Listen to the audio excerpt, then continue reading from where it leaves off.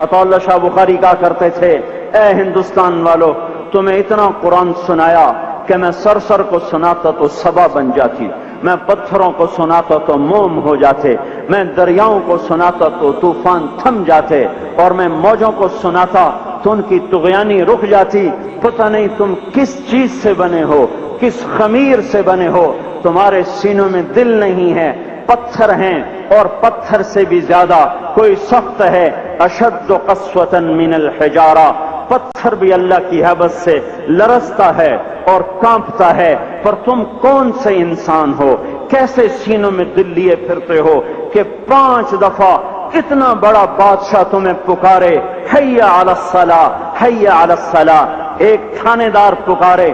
کہ تمہارا سمن ہے آ جاؤ تو سر پہ پاؤں رکھ کے بھاگے،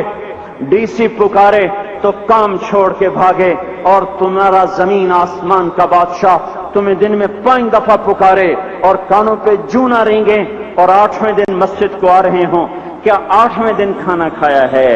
کیا آج ہی پانی پیا ہے؟ کیا آج ہی چائے پی ہے؟ یہ ایسی جفا اپنے آپ سے کرتے، شیطان سے کرتے، ملک و مال سے کرتے، اپنی دکانوں سے کرتے، یہ بے وفائی اللہ سے کیوں کی ہوئی ہے؟